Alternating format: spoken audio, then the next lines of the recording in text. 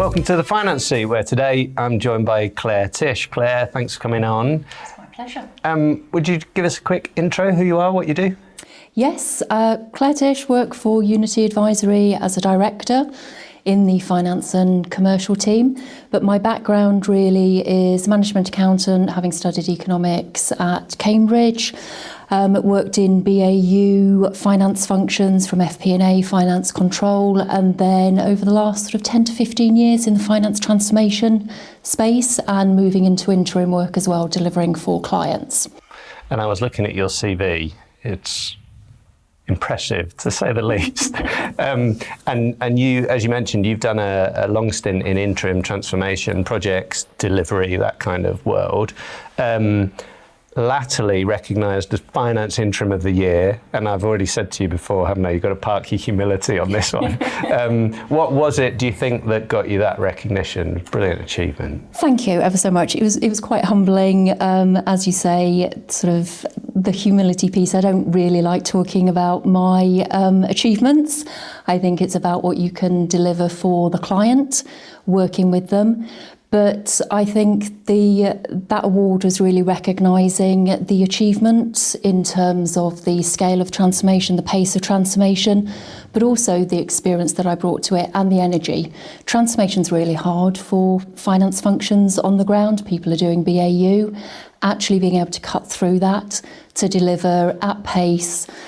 We delivered across people, process, systems and data within a very short time period. And also really the recognition comes from the fact that the company, after I delivered that project, asked me to stay on in a different role, looking at FP&A and looking at their cash flow forecasting and really helping them deliver ongoing. So a bit of versatility there as well that was spotted. Brilliant. What was it that appealed to you going more down the interim and project route rather than a more, if you like, vanilla CFO career? Well, firstly, I don't think there's a vanilla CFO career. I think the role of the CFO these days is broadening and there's a lot more pressure. But for me personally, I really enjoyed the challenge of projects and interim. It allows you to build on that experience that you've gained from lots of different companies. It allows you to have that delivery focus. And really it allows you to meet lots of different people and to really work at pace. I really like that challenge and that fast-paced environment. It's also given me the opportunity across my career to go and work all over the world as well. So it's opened up a huge amount of opportunities. Did you rule out permanent roles? Did you say, no, this is the route I'm going, or has it just been serendipitous? No, it's really just, I look at the opportunity. I look at what that gives me and what I can deliver against that opportunity. For me, personally think that actually it's just a different mechanism of being paid. Okay. And whether, you're a permanent, whether you are interim, whether you're a day rate sort of contractor, actually the success of you delivering is probably you don't have a role at the end. So it's whatever mechanism works best for the company for you being able to achieve that. And do you know right at the outset, right, I can do that and it's going to take me this long or that long, or does it change as it goes along? It changes because when you get brought in by a company, they often think they know what they need to deliver. One of the first things I always try and set out to do is just stress test that, because sometimes what they think they want to do is not necessarily the best option for them. That was one of the things that I worked with at the client where I was recognised for the Interim Award. They thought they were going to replace their ERP in-house. Actually, when we costed that out, when we pulled the business case together, it probably wasn't the best longer term option for them. So we sort of reset the expectations there. But generally, you shape it as you go along, and it depends on the dynamics of the company as well. And does that occur a lot? Does it happen a lot every time you go in, where actually the remit changes? Not every time, but there is definitely some flex, and it depends on you as an individual. It depends on the decision makers in the company. You need to be checking if you've got the support of the ELT, how the people on the ground are operating. You bring in your experience and what you've seen from other companies. A lot of people may not have seen what other companies have been doing. You've got the expertise to bring that in and the opportunity to challenge without the politics that exist in day-to-day organisations. That's part of the appeal, is it? Yes, yeah. Steer away from the politics. Steer away from the politics, but actually be able to be balanced and be able to challenge people and get them to think about things in a different way. And I expect the expectations of the client are probably quite chunky, are they? When they're looking at day rates and things like, wow, this is going to cost us a lot of money, and you probably need to make an impact early on. How do you do that when you first go in? Yeah. It definitely, you need to be making an impact. You need to be making an impact quickly. What you really need to understand very quickly for me is the dynamics of the organisation. So who are your key stakeholders? Where is the company at the moment? Who are your key players that you're going to be engaging with? What's also, I mean, this is in finance, so what are the financial situation of the company? Is it private equity owned? That has a steer on how quickly they want to be delivering. Where are they if they're private equity owned in their life cycle? So are they coming up to a deal? Are they looking at a refinancing? So all of these things you need to very quickly understand so you can frame the delivery or whatever piece of work or role you've been brought in to do against those key baselines. Must be long hours at the start. It can be, but actually a lot of it is around that communication, understanding and building those relationships really quickly, because obviously you are new into the organisation, you are that outsider, so you really have to focus on those. So actually it's not about you spending time and long hours on your own, it's about building that network and those people that you can work with to deliver, because you are never going to be able to deliver in isolation. If you're looking at transformation, you have to bring the people with you, you have to engage with the people who understand the business and have been there, you have to leverage that. If you're going into more of a BAU role, which was my second role for the client, so FP&A focused, you need to be working with the people who are delivering the work on the ground as well. So building those relationships is key, so you can't do it in isolation. It's not about hours. It's probably not a quick answer for this, but how do you do that then in the early days? Because obviously you've got no relationship where you go in and then you're obviously mindful of, right, I've got to build relationships. Is it through curiosity? Is it through doing stuff? Is it a mixture of those? Have you got like a secret hack, people listening, where they can go, right, great, I'll do that? It's definitely curiosity, but actually I find just asking simple questions. So I try and break it down into, having a conversation, much like we're having at the moment, just asking people what are the problems they face, if it's a finance transformation type of activity, even if it's more of an FP&A, if it's cash flow, talking to people and listening to them is really important. Actually looking at the systems, the data, and it's about listening and translating that and playing it back to people so that they feel heard. That's what builds the relationships most quickly. And then do you give them comfort that, don't worry, I'm here, I can solve all of those problems? Or is it more just, okay, I hear you, I'm going to do something about it? Or where do you go with it next? In the first stages, it's, I hear you, I'm going to put a plan together, we'll play that back and then we'll get sign off. So you feel like you're doing it in a structured way. The worst thing you can do for people on the ground who are already pretty much stressed with their BAU activity is, oh no, it's another person coming in thinking that they can solve everything. Actually, you want to get a plan that's coherent, that addresses the key priority area that's going to be the biggest win for the company. Some people, it may change their roles slightly. There may be a bit more work in the short term as you have to implement that change. But ultimately, your goal is to share with them that you can leave the company in a better place than when you started. Right, great. So you've joined Unity Advisory now. Yes. fascinating story, actually, isn't it? And I'd encourage anyone to have a quick look on the website and see what you're going. Huge amounts of investment going in. Yes. Scaling at pace, I think it's fair to say. What was it that's attracted you to go there? I think for me as an individual, I've talked about what motivates me in my career. It's that challenge, it's the ability to communicate. Unity brings those things together, but is also supplemented by some fabulously clever people on the ground. But also one of the things as an individual is that we talk about being AI enabled, and that is in place sort of in our everyday roles. So we're not trying to retrofit, we're using new technology, so it's helping my development. But also the model that Unity is looking to deliver is really something that allows us to be advisors where we can deliver. We are not, and I guess one of the challenges that I've seen on a client side is that you don't necessarily get the experienced people delivering in because of the more traditional pyramid model.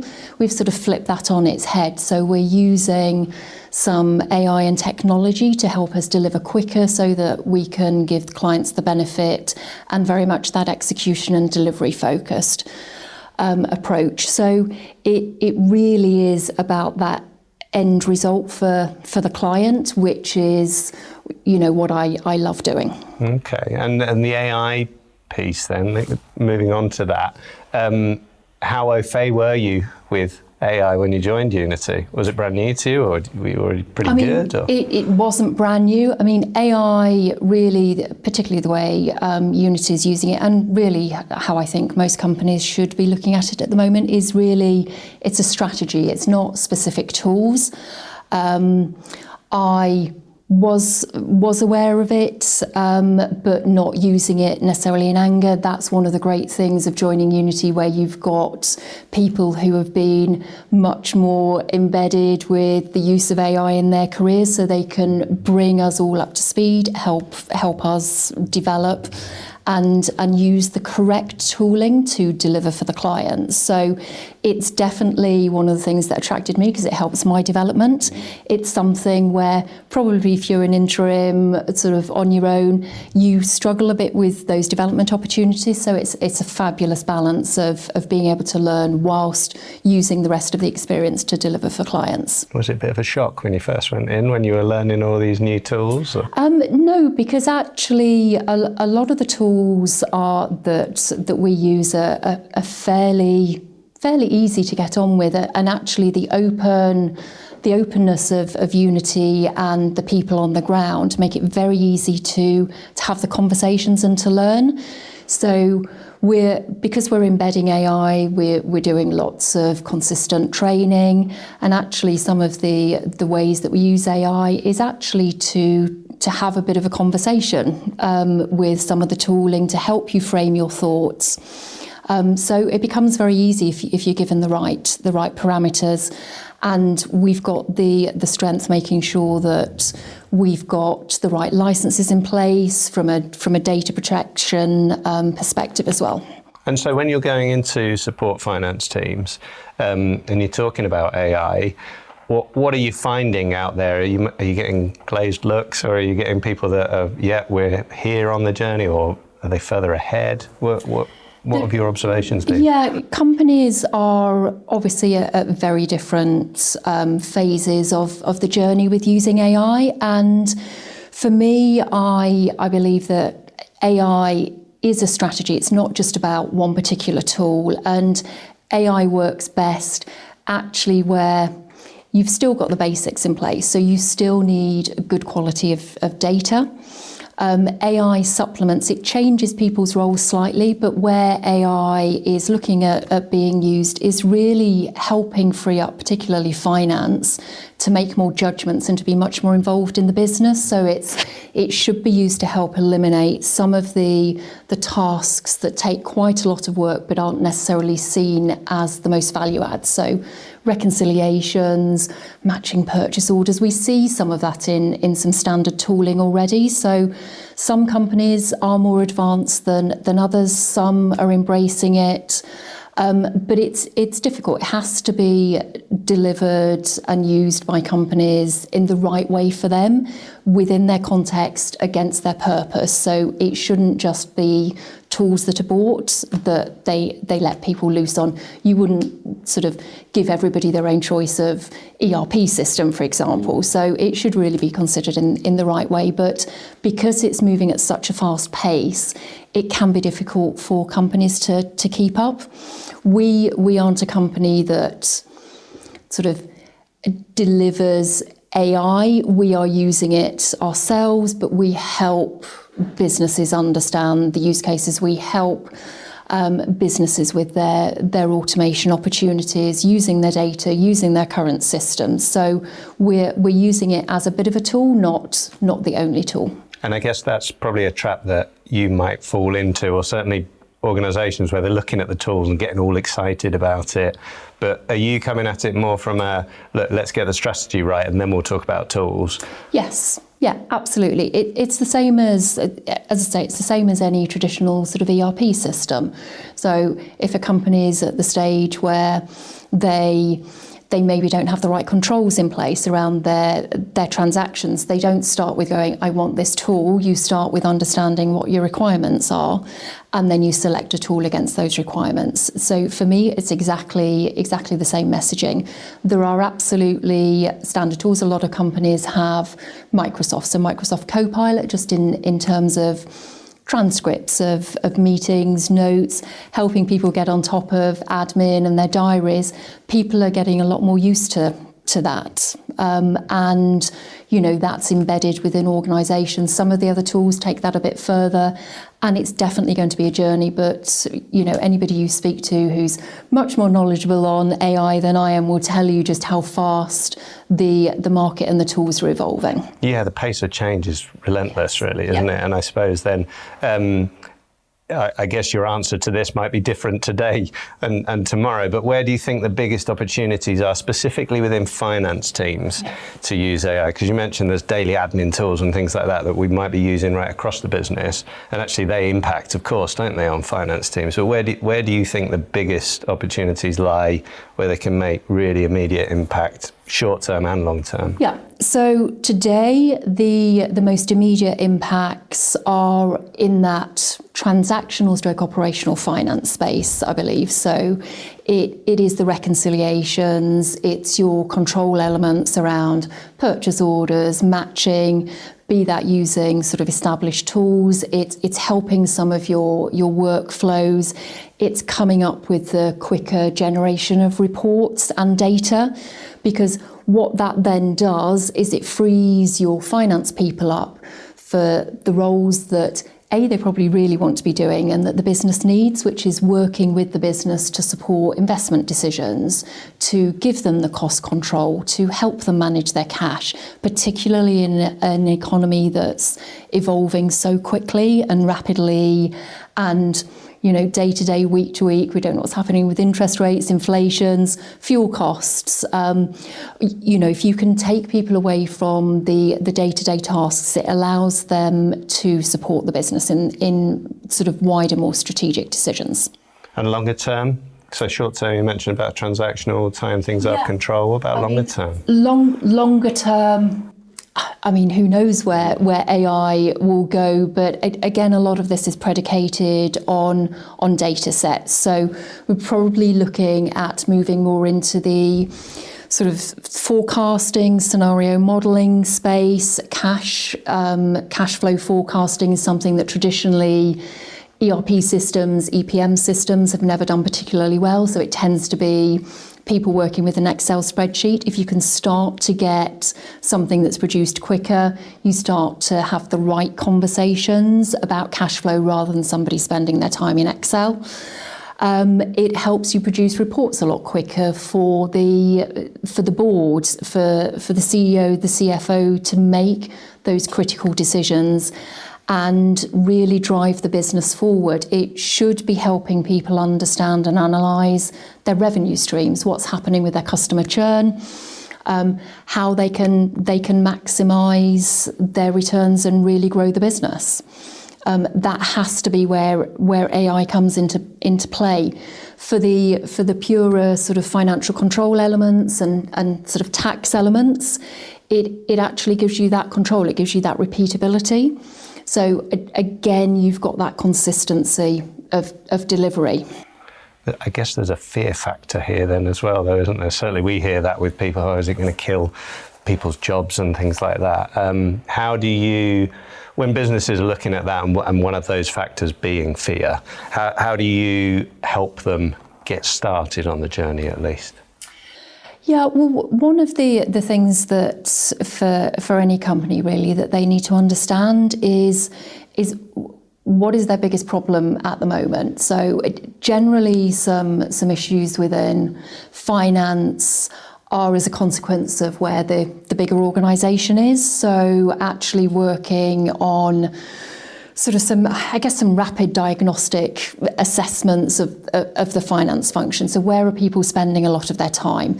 You can generally split finance into probably 3 key pillars. So there's the transactional finance, there's the FP&A, there's sort of strategic, commercial partnering. Actually looking at where the finance is split across those allows you to prioritise where you can focus and where you need to change. So AI particularly at the moment, and as I was just saying, probably most immediately has the biggest impact in the transactional finance space. So if you've got a lot of your finance function focused on that finance transaction, and effectively that's sort of looking back, it's making sure you've got the controls in place. That is where you can say, right, AI can help get you those decisions and understand where your business is quicker. You can then actually move some of your people into the other spaces, which, if you're going to very simple language, it's moving them into the why space of why are these numbers important? Because at the end of the day, it's the story behind numbers that is really where finance becomes really, really important. So that fear factor of AI is actually it shouldn't be a fear, it's helping move you and get your focus to become a much more integral part of the business rather than just producing numbers. Yeah, okay. So CFOs watching or listening to this that want to know, what should I be doing to keep the finance function relevant over the next decade? What would your top advice be to them? It would be that rapid diagnostic. Now, some CFOs might have a burning platform, so they might know that actually they need to replace their ERP because it's potentially going end of life. That is a specific trigger. There's normally a trigger that the CFO is aware of, but where you need to come in is actually just help them understand where their finance function is against the wider organisation, help them prioritise, because at the end of the day, the CFO has multiple hats. They've got the strategic hat, but they've also got the BAU hat, and then they do have that middle piece of sort of helping the more short-term investment type business growth decisions. So trying to get that balance of how can you identify what is going to be able to be delivered that will turn the dial in your finance organisation, but whilst balancing you being able to achieve BAU is that critical piece.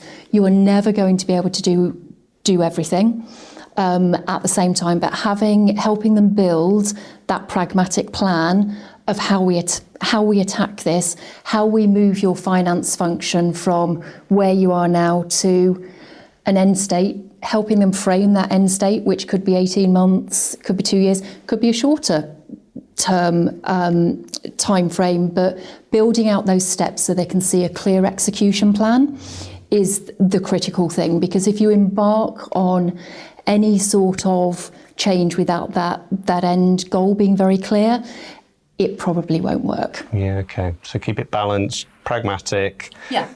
Don't be afraid. Yeah. And as I say, finance change transformation is really scary for everybody. It can be really complex. Yes, it takes a bit more effort, but at the end of the day, people can't do it on the side of the desks. Generally, people are already busy. I've never gone into a finance function where people aren't busy. So it's about helping the CFO, and actually more importantly, their leadership team, who will be the people who are delivering this, actually make the space to be able to quickly deliver the change, to free up some of that time and effort for them, so that everybody feels that they are helping shape the business and helping take finance on that journey. Great. Closing question for you, Claire, that we ask everyone here. You work with loads of brilliant people over an amazing career, being one yourself as well. What have you seen in really great finance people that you wish more people knew about? Well, you mentioned one of the words earlier, so curiosity. I'm going to chuck in a couple more C's, confidence and communication. So that curiosity is about finance being a key part of the business. You are never going to build those relationships, you are never going to be that key partner unless you're curious about how the business is operating. What are your salespeople doing? How are your engineers delivering? That confidence in terms of yourself, so understanding what your skills are, but also that you can have those, you can ask those curious questions. That's critically important. And then communication. Actually, it's no good being good at numbers if you can't communicate with the business what those numbers mean. So those three are the perfect component of actually what makes a really good finance person. And as with any other person, just understanding yourself, understanding your skill set, understanding what motivates you is what will make you the best finance person you can be. The 3 C's, we love a framework. Thanks, Claire. That's brilliant. Thanks for joining us. Thank you. See you next time.